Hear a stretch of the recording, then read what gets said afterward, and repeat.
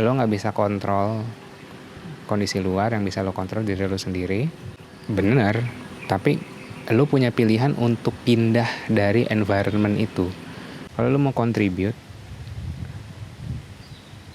ke diri lo sendiri, bikin lo bukan seperti mereka, menyesali apa yang belum lo lakukan selama hidup. Waktu gue muda gue belum begini. Gue paling takut sih menyesal. Mendingan menyesal mencoba daripada menyesal nggak mencoba.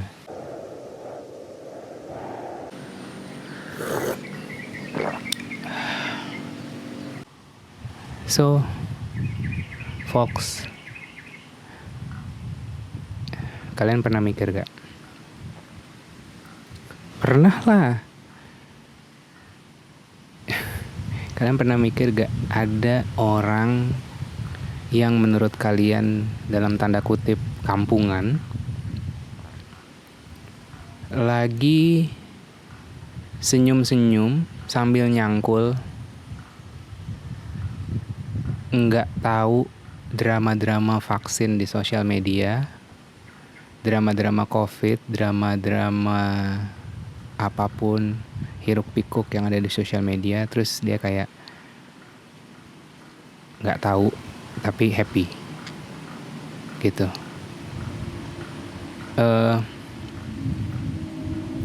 Happy gak sih mereka nggak tahu semua ini? Mungkin di hati mereka juga bilang kayak, gila, gue ngiri sama orang kota.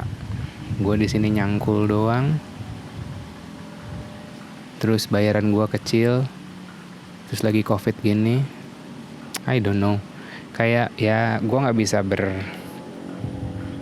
beropini dari salah satu perspektif aja sih. Tapi poinnya adalah semua orang punya hidupnya masing-masing. Semua orang nggak harus tahu apa yang lo tahu gitu. Karena secara natural, secara kita punya DNA sebagai makhluk sosial, sukanya nih berbagi, sukanya bercerita, sukanya berbagi, sukanya menyerap informasi untuk bersosialisasi.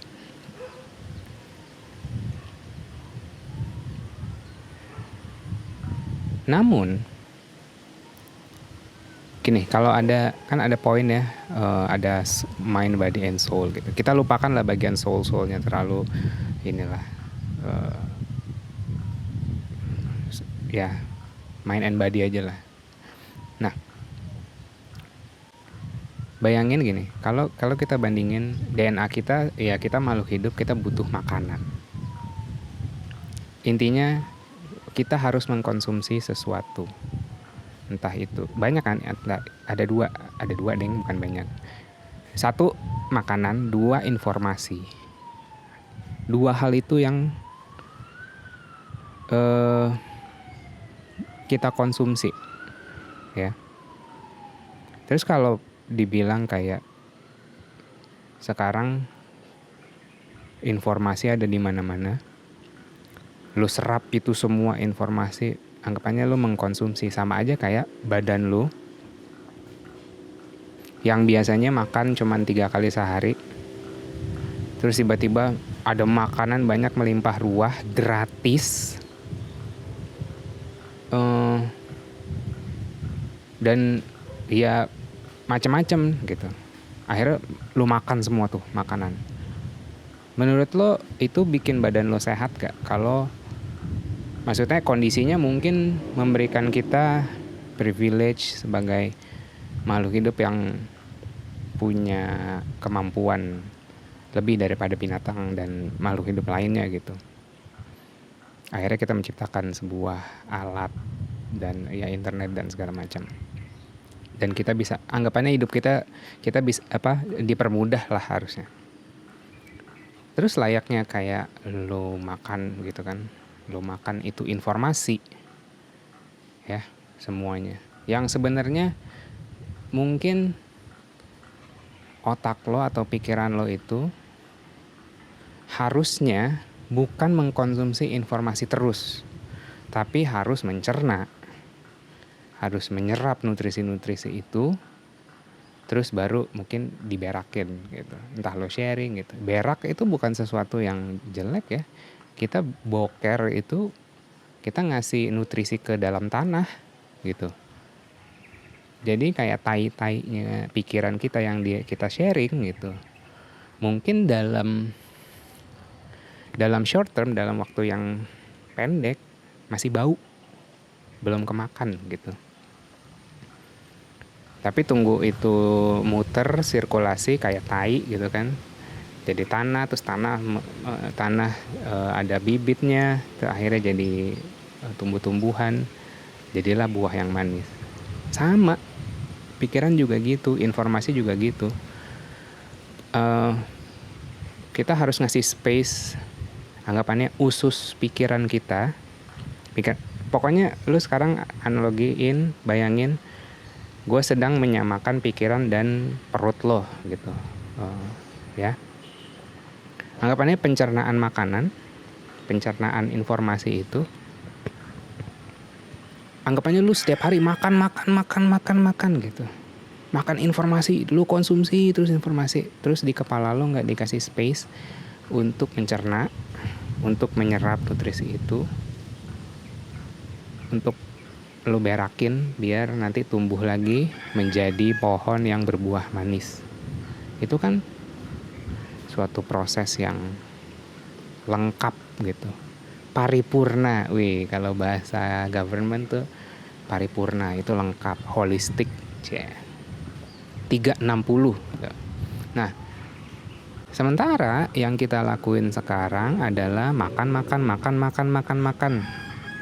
informasi. Anggap aja lu kayak tadi gue bilang, lu ke jalan nih sekarang, lu buka pintu lo, semuanya ada makanan gitu. Entah itu buah yang sehat sampai yang junk food, itu kan pilihan lo. Sama mengkonsumsi informasi sama mengkonsumsi makanan itu pilihan gitu, yang bermanfaat bagi lo atau junk food. Terus lu makan semua tuh gitu. Lu nggak ngasih kesempatan pencernaan lu untuk nyerna tuh makanan, terus akhirnya lu boker gitu. Nggak sehat gak sih badan lu kayak gitu? Nggak sehat kan gitu.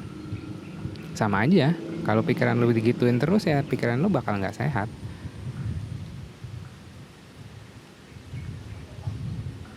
Itu satu, dari segi quantity informasi. 2, quality. Oke, gue lanjutin karena tadi alarm gue bunyi. 2, dari segi quality. Makanan-makanan yang ada di pinggir jalan, yang dimanapun dia ada gitu kan, entah itu makanan yang tumbuh dari tanah jadi buah yang sehat, atau makanan yang diproses berkali-kali akhirnya jadi junk food, ada semua. Nah, ya the whole process lu udah bisa tahu lah gitu. Tergantung lu makannya apa, lu jadi manusia yang badannya sehatnya seperti apa, tergantung apa yang lu makan.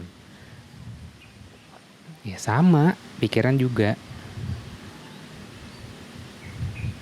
Nah, mungkin karena kebebasan informasi yang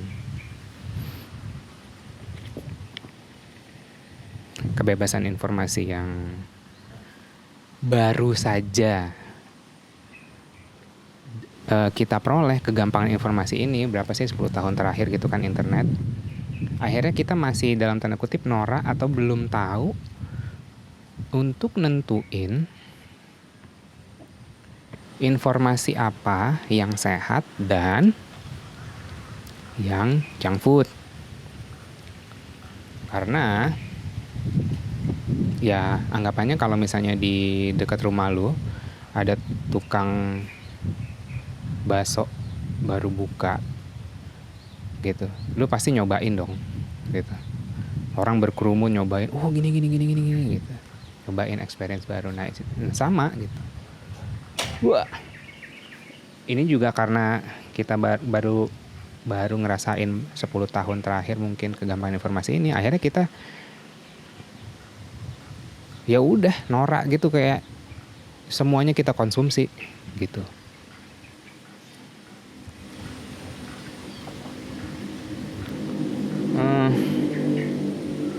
akhirnya ya udah gendut deh tuh, atau nggak sehat gitu. Gue bukan di sini tadi nggak body shaming ya, tapi ya gendut karena kebanyakan makan.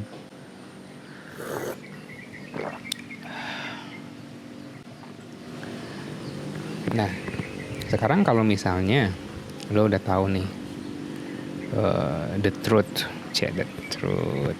tentang mengkonsumsi informasi yang berlebih, yang dianalogikan dengan mengkonsumsi makanan untuk tubuh juga berlebih juga nggak bagus. Setelah lo tahu kebenaran ini, coba lo cerna gitu. Ini lo anggapannya udah mengkonsumsi informasi dari gue, terus lo dengerin, itu kan lo konsumsi, lo cerna deh. Habis dicerna, nanti otak lo nyerap informasinya. Nanti lo berakin informasinya, terus lo akan melihat sebuah kebenaran. Tapi kalau misalnya habis dengerin ini, dengerin yang lain, informasi yang lain, gosip yang ini, apa segala macam gitu, attention lo kemana-mana, ya ngaco juga sih, mencret gak sih gitu, semuanya dimakan. Asam lambungnya naik karena kebanyakan makan, sama tuh asam lambung pikiran lo naik, akhirnya sakit, pikiran lo sakit. Ya, gue di sini ngomong begini bukan berarti kita harus jadi orang purba lagi, enggak.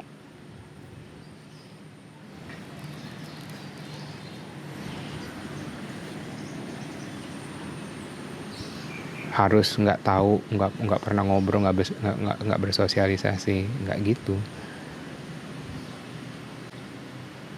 Tapi bagaimana lu menggunakan atau merawat badan dan pikiran lo, merawat pikiran lo sebagaimana merawat badan lo. Jadi kalau 3 tahun terakhir orang-orang lagi gila-gilanya mental health ya, ada yang ngaku-ngaku lah, ada yang sok tahu. Tapi bagus juga untuk psikolog ya, akhirnya psikolog dapat apresiasi lebih lah. Terus ya semua orang jadi merhatiin mental health doang gitu, tanpa melihat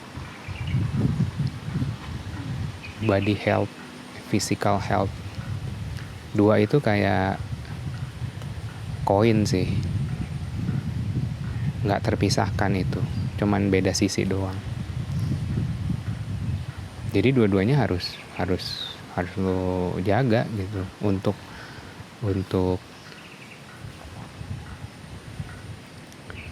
kayak gini. Kalau misalnya lo naik mobil, lo nyetir mobil, anggapanlah itu gas tuh physical. Misalnya ada gas, ada rem. Rem itu pikiran, mind, mental misalnya. Lo mau salah satu doang yang berfungsi atau dua-duanya gitu. Mau gas doang, ya udah gas doang gitu, lo nabrak kemana-mana. Kalau mau rem doang gitu, ya lo juga nggak kemana-mana. Gasnya agak ngadet-ngadet tapi remnya kuat banget, sehat banget, ya nggak kemana-mana gitu. Ya mesti bareng.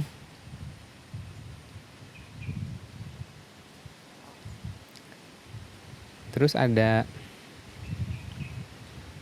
gue sempat terlintas kayak dulu gue ini banget sih. Dulu gue percaya kayak dimanapun lo berada,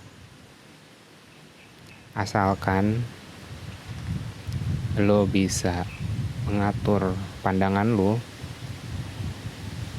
ya lo pandangan lo terhadap hidup nggak kebawa lingkungan, ya lo fine aja. Memang kalau lo punya, memang gitu maksudnya, kalau lo punya kontrol atau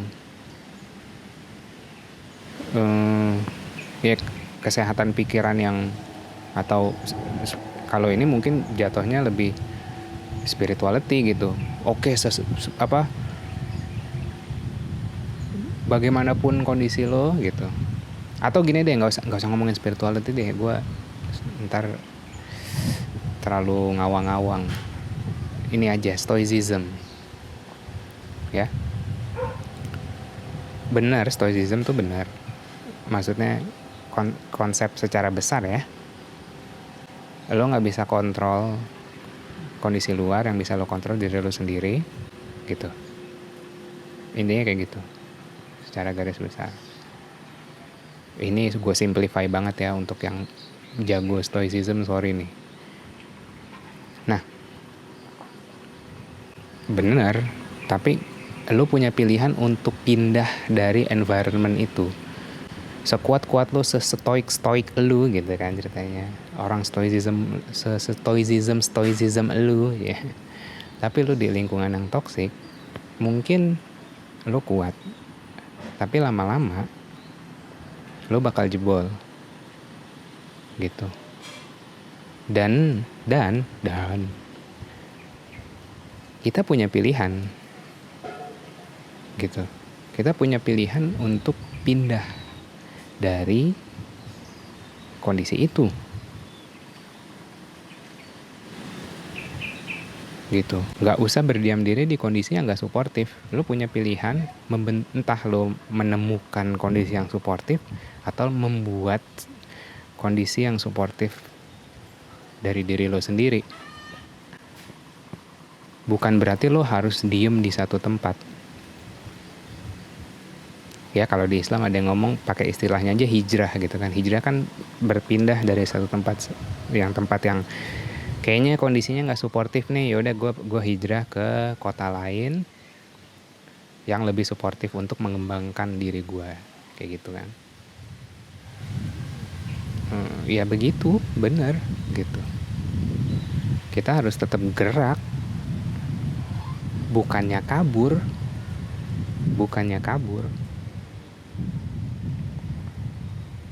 Itu bukan masalah lo. Kondisi di luar tuh bukan masalah lo. Yang lu cuman bertanggung jawab atas diri lo sendiri, bukannya egois. Kita nggak bisa kontrol luar sana tuh mau gimana, kita nggak bisa kontrol. Kalau mau contribute ke sebuah kekacauan ini, kalau lu mau contribute ke diri lo sendiri. Bikin lo bukan seperti mereka.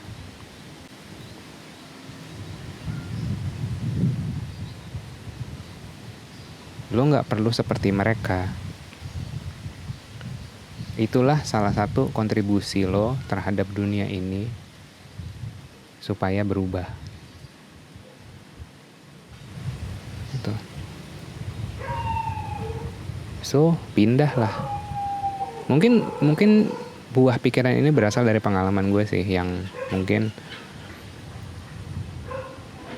di Jakarta menurut gue lingkungannya nggak suportif dari segi lingkungan ya. Lingkungan tuh kan macam-macam ya, bukan orangnya doang, bukan infrastrukturnya doang, enggak gitu, macam-macam. Bukan di salah satu aspek aja gitu.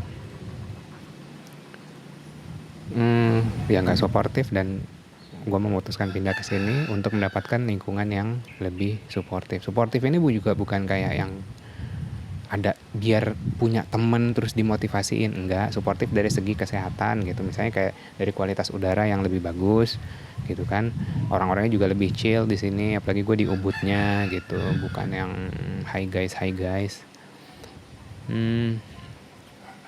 Dan ya 2 minggu terakhir beda banget gitu, gue merasa lebih sehat. Kayak yang biasanya mental dan pikiran gitu yang ditempa sekali di Jakarta gitu, udah berotot, terus tiba-tiba dapat lingkungan baru yang kayak loh enak nih tempatnya gitu. Stres kan gitu, terus butuh istirahat di Jakarta sih juga bisa gitu, tapi ya itu, kita punya pilihan.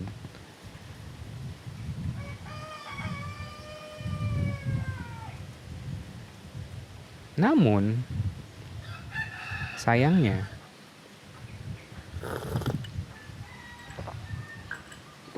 banyak orang yang merasa tidak punya pilihan, atau sebenarnya dia punya pilihan tapi dia nggak tahu dia punya pilihan, atau sebenarnya dia punya pilihan tapi nggak mau menggunakan pilihan itu.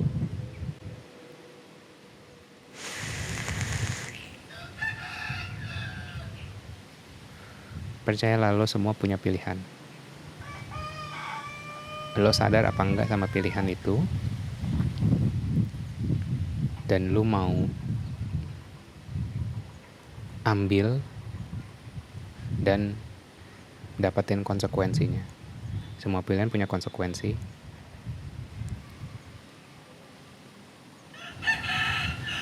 Jadi lo minta hujan, lo ada lumpur, dapat lumpur gitu.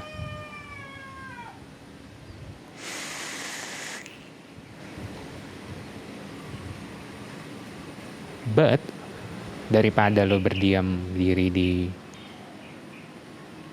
pilihan sebelumnya yang mungkin membuat lo tidak berkembang, kenapa nggak dicoba sih? Daripada diem di situ terus.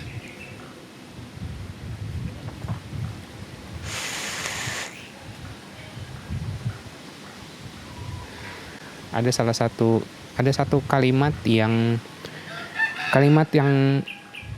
sangat memotivasi sekali, yaitu you are gonna die. You are apa you're gonna die. Setiap berak pagi-pagi tuh berak, langsung yang coba pas lo berak pagi-pagi langsung lo pikirin tuh, gue bakal mati hari ini. Sebentar lagi gue mati. Atau at least nih waktu gue tinggal jam 12 malam, gue kayaknya mati. Pikirin itu tiap lo bangun tidur gitu ya. Mungkin kalau straight dari tempat tidur terus tiba-tiba mau mikir itu susah kali, masih mempunyai nyawa. Tapi pas berak biasanya kita present tuh gitu. Nah, dari situ lo pikirin, gue kayaknya mati di hari ini. Dari situ, setelah lo pikirin itu, lo bertanya kepada diri lo sendiri, terus kalau gue hari ini mati, apa yang harus gue lakukan di sisa hidup gue 1 hari lagi? Itu pun syukur-syukur 1 hari lagi. Mungkin 6 jam dari sekarang lo ketabrak mobil, mati gitu. Dari situ itu akan memotivasi lo. Setidaknya lo memotivasi diri sendiri ya, nggak minta motivasi dari orang, nih motivasi dari diri sendiri. Kita bakal mati gitu. Nah di situ akan membuat lo kayak menjalani hidup lo sepenuhnya.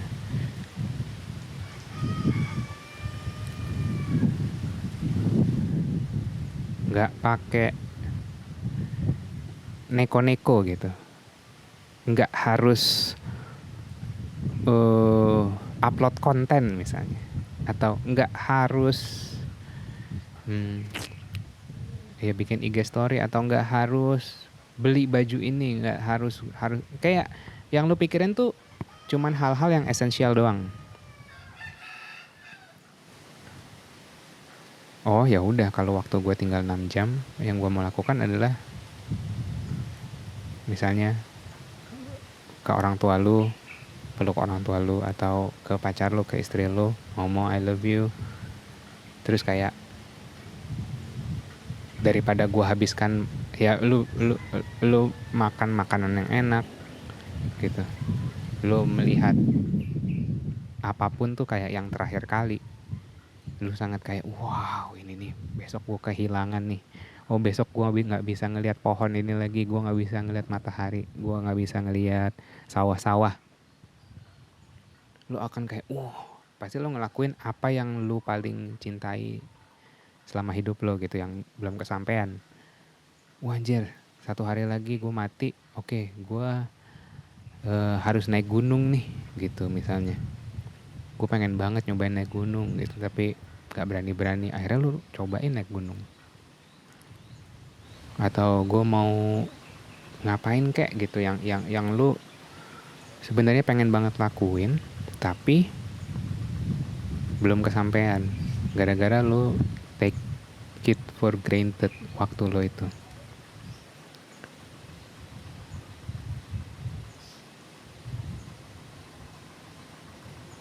Atau mau tahu yang lebih mengerikan lagi, tiba-tiba setelah bangun tidur, anggap umur lo 60 tahun. Besoknya nggak mati, tapi kayak lo menghabiskan masa tua lo. Taruhlah umurnya Nabi nih ceritanya ya, 63, 64. 4 tahun lagi nih. Terus selama 4 tahun lo itu, lo cuman menyesali apa yang belum lu lakukan selama hidup. Waktu gue muda gue belum begini, terus gue udah, itu 4 tahun neraka selama hidup lo sih. Gue paling takut sih menyesal. Mendingan menyesal mencoba daripada menyesal nggak mencoba. Menyesal 2 kali nggak ngerasain sama, karena lu nggak mencoba pun lu bisa gagal. Ya mencoba gagal, nggak mencoba pun gagal. Jadi ya udah, lu tinggal milih doang sebenarnya. Nggak ada yang lebih bagus, nggak ada yang ini sih.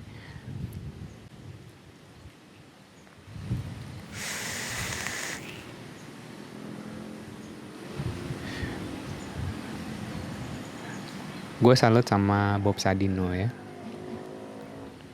Kalau ya gue baru baca bukunya satu sih, biografinya dia. Ini gue sotoy-sotoyan aja. Dari yang gue baca di situ, dia sebenarnya mah nggak susah. Dia anak privilege juga gitu. Tapi dia mikir, gila, gue harus belajar miskin nih. Gue harus susah hidup. Maksudnya bukan hidup harus selalu susah sedih-sedih, nggak. Gue harus ngerasain struggling gitu.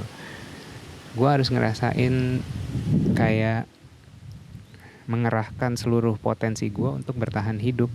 Kalau lo cuman menikmati privilege lo aja, ya lo nggak kemana-mana gitu. Nah si Bob Sadino tuh gitu. Kalau bahasa di bukunya sih dia kayak, oke, gue mau miskin dulu nih gitu. Kalau di bukunya dia.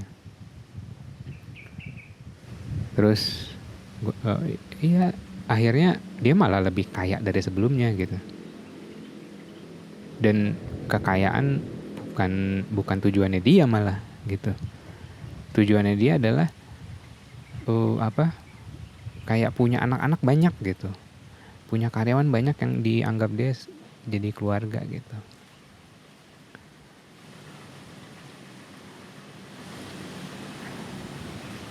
Di saat ya gue percaya sih, di saat kita ngejar dalam tanda kutip kesuksesannya bukan untuk diri sendiri ya, gue rasa dilancar-lancarin aja sih, tapi dengan ikhlas ya. Pasti ada aja sih lo ketemu partner yang suportif, lingkungan yang suportif, momen-momen yang kayak wah begini tuh. Tapi kalau lo goalsnya adalah buat diri lo sendiri, mungkin di short term lo akan menerima manis-manisnya karena kayak buat gue diri sendiri gitu. Tapi di ujungnya, kalau lo hidup lo cuman akumulatif doang gitu ya, mengumpulkan gitu, tapi nggak sharing, ya nggak sehat. Soto ya gue.